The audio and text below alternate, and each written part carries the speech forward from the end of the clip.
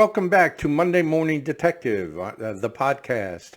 I'm your host, Gino Scala, and this is episode number 44. Today we're going to discuss Dateline special that aired on Friday night regarding the update of the Bryan Kohberger indictment. He is the suspect in the 4 homicides of those college kids in Idaho. That took place September of 2022. Now, what is amazing about this special or Dateline 2-hour episode, hosted by probably the best television host in my memory, especially when it comes to true crime, is Keith Morrison, and he was the anchor on this particular episode. And thank God he was. He's wonderful. He is by far my favorite. And we're not going to rehash the elements of the crime. I've done several previous podcasts regarding this heinous event, and it's truly shocking and truly disturbing and extremely sad. They did interview, in this special, they did interview the parents of the victims, most of them, and obviously their heart breaks and continues and will always break, and their lives will never change. But I'm amazed how composed they are when discussing their children and the investigation. Kudos to them. They seem to be very, very strong, but obviously you can still tell the hurt that's there and the loss. And we all feel it. I mean, this was one of the seminal moments in crime history in America. And usually we attach ourselves to the victims as well. And, so another crime, murder across the United States, then suddenly a murder case like the Chris Watson murdering his family. That comes along. And we just stop and we can't get over it. We cannot get over it. We become obsessed. Something about these cases that come along once in a while causes us to obsess about these people. And in a way, that's good. It does it does result in thousands of people becoming podcasters and armchair detectives, or in this case, Monday morning detectives. And we, do what we can to help, investigate, comment, etc. And this is one of those, certainly one of those cases, and there'll be others down the line, unfortunately. So, back to the Dateline episode. It was important that Bryan was indicted by a grand jury. They no longer have to go through a pretrial and determining the probable cause for the arrest, where once the prosecution side ends up revealing a lot of their evidence. They do it in a closed grand jury where only the state's side is represented. They bring up witnesses and such. And then the prosecution will trickle out information as they seem fit to the public. Now, that's where this Dateline episode came in, because they revealed quite a bit of information that we did not know. Perhaps some of us assumed it. I did assume certain things. But the best part about this Dateline was that it revealed that Brian was attempting to commit a flawless crime, believing he was smarter than everyone else, which is a common trait among killers, but specifically in this case, as he was trying to get his master's in criminal justice, his field of choice, and so forth, and his real desire to learn how police do their investigations. So his goal was to learn everything from the law enforcement perspective, and then, because he knew he had this urge to commit murders, he would have gone forth, starting with this case, to become, in his eyes, the greatest serial killer ever. That's the speculation, and that's certainly my belief. But he imagined himself perhaps 20 years down the road, either getting captured or giving up. And then the pièce de résistance, as they say, is being in that interview room and telling the police, just how smart he was to avoid capture over 20 years, or 20 homicides, or 50 homicides. I mean, he intended, he was not going to die without them knowing he got the better of them. That was his whole goal. The Dateline episode shows us the absolute stupid mistakes that he committed, and a turn of luck that the investigators had while investigating this case. So we know Brian's biggest failure, one of his biggest failures, was leaving the sheath, the knife sheath of the K-bar knife, behind at the scene. He left it on the bed of one of the victims. We know that. And Brian knew that when he left. You see, I was part of a Facebook chat group, if you would, regarding this specific case. And a person popped into one of the threads, a thread that I was actively involved in, calling himself Papa Roger. And the picture showed was a man in profile in a looks like either World War I or World War II military uniform. It was just a from the shoulders up type of shot, a profile. Now we know that profile looks very much like Brian. But at the time we didn't know. And Papa, this person, Papa Roger, who we now know definitively was Brian Kohberger, mentioned on this Facebook thread that he believes that the police found the knife sheath, therefore they know it's a K-bar knife.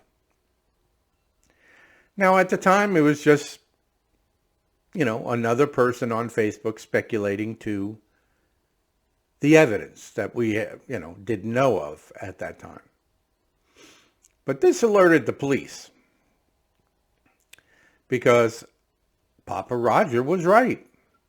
And he was the only one in all of the chat rooms and online postings and podcasts that had this speculation that they found the sheath. So that was one indication that Brian Kohberger was involved. Obviously, From the knife sheath, they later recovered touch DNA. And since his DNA was not on file, they simply had some DNA, but they did have direct evidence of DNA from the sheath to a third party, the suspect, we assume, but at that time they weren't able to match it.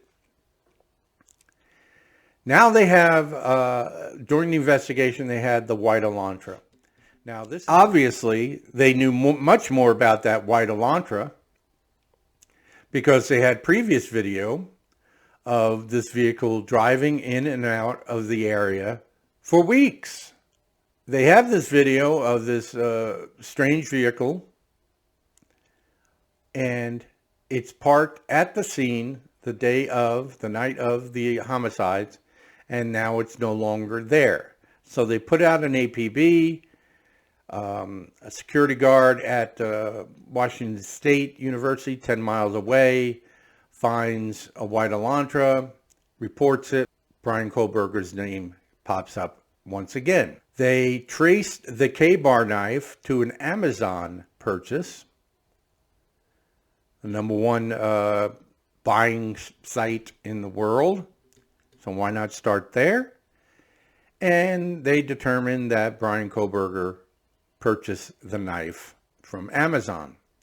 So now they know that the vehicle seen in the area belongs to Brian Kohlberger, and that the knife, or a knife, perhaps not the knife, but a exact similar knife, was purchased recently through Amazon by Brian Kohlberger.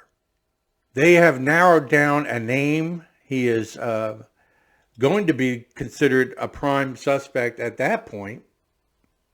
There are too many instances where his name comes up. They have DNA, but they don't have anything to match it to. So they close in and they find out that he is on the road back to Pennsylvania with his family.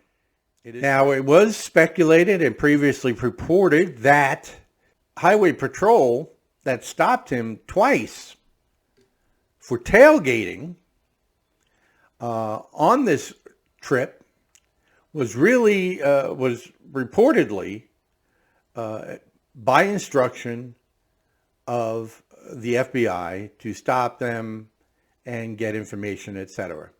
Well, it turns out the FBI denies such a thing, and that it just so happens that two officers from two separate departments stopped this vehicle for tailgating. Apparently, he was over anxious and got too close, and they stopped him. It is also, they determined, part of a program to prevent interstate trafficking of drugs. So they do random stops with probable cause, because you can find probable cause on just about anybody if you wait long enough. And following too closely, apparently, is this guy's bad habit. Well, we don't have to worry about that anymore because he'll never drive again. But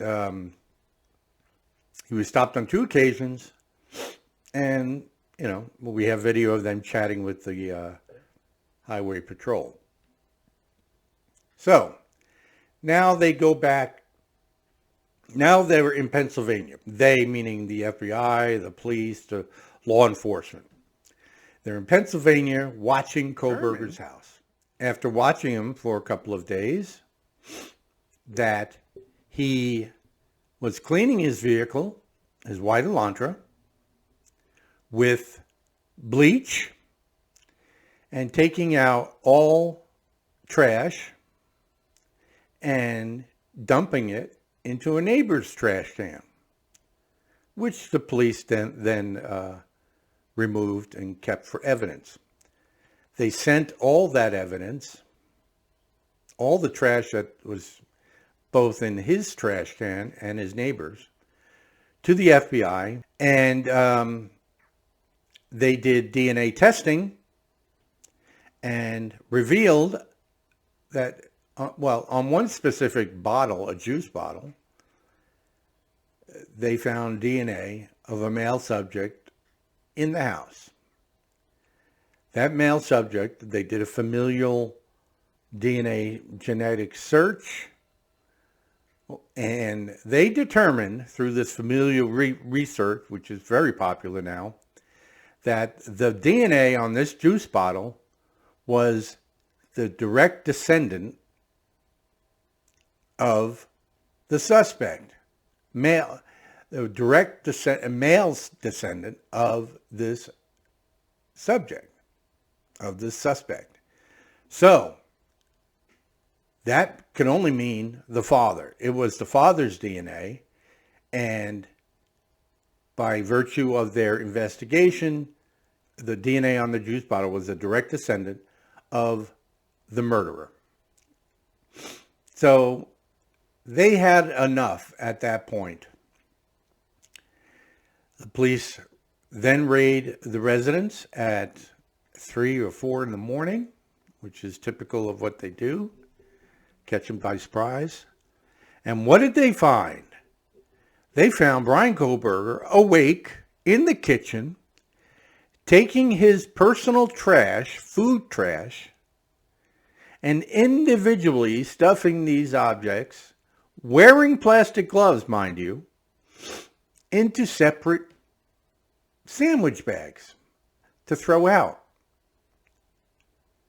Therefore, isolating his personal DNA from the trash. Now, his goal, he wasn't going to throw it out in his trash can, he was going to throw it out in the neighbor's. And he was wearing plastic gloves at this time. So they take him and arrest him. Now, interestingly, during the interviews of the family members, it was determined that Brian's sister was very suspicious of her own brother. During her interview, she admitted to saying to her parents that Brian may very well be the murderer that they're searching for in Iowa. He does have the white Elantra. He is taking these classes. This is his major. He wears plastic gloves, and he's acting very, very strangely, and he has for a number of years. And she said it in not so joking manner, mainly based on the vehicle that he drives, but also the fact that he was cleaning his car so thoroughly when it wasn't filthy, and he was using bleach, which she noted. Now, these will raise eyebrows with most people. And when you have a connection of your brother being 10 miles away from this crime scene, driving a vehicle that they are searching for, and now he's washing his vehicle out with bleach, that is highly, highly suspicious. Well, she mentions it to her parents blow it off. No, it couldn't be. And that's, you kind of expect from, a loving family. Further investigation revealed, while the knife sheath is a huge one, it really is the information that they developed from, after a search warrant, getting his information from his telephone, his cell phone. But all the generations that have enjoyed the fruits of a cell phone, this is where their main mistake is always going to come from. Now, you tell me why Brian would need his cell phone in his vehicle while driving through this particular neighborhood at 3 in the morning. Who's he going to call? Ghostbusters? Or who's going to call him? He doesn't need the GPS. No one's going to call him at 3 or 4 or 5 in the morning. So why bring it? And every time he brought it, it was on. And it's quite possible he has music on his phone and it syncs in with his radio in his car and he's playing music or podcasts or something of that nature. And that's where the mistake came. Because his Wi-Fi or the Wi-Fi signal from the victim's house connected to his phone on more than one occasion.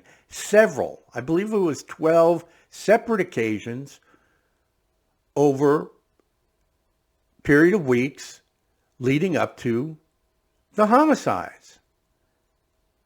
So they had his phone.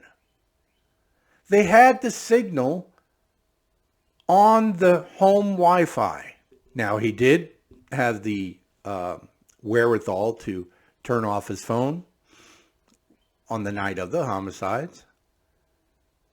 But then he turns it on again when he's leaving. So it shows him approaching the homicide scene from his location, from his home, up until he turns it off, which is about 1.5 miles away.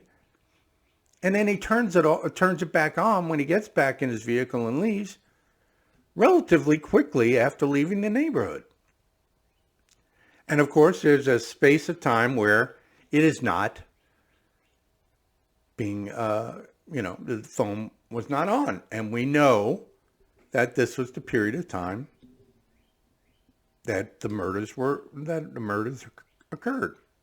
So, to wrap this up, one of the failures, of course, is that he believed he was going to commit the perfect crime and continue to commit these crimes as long as he could prevent DNA and from being at the scene, and as long as he could, prevent mistakes, witnesses, things of that nature. What he forgot to realize, or what he forgot to do, is pick up the sheath that he left behind. We don't believe that's intentional. The sheath led to DNA, and the cell phone gave away the information. The constant hitting of the Wi-Fi. Add to this various ring cameras and street cameras that pick up license plates and vehicles. And they see this odd vehicle, odd at 3 in the morning on a frosty, cold winter Iowa night, ice roads and such, driving here and there through the neighborhood. Now, occasionally, someone drives back there, gets lost, or they're looking for an address. You can explain that one night. But 12 nights over a period of time? Does this guy have no sense of direction? Well, it's these types of mistakes that lead to them being captured. And thank God they do.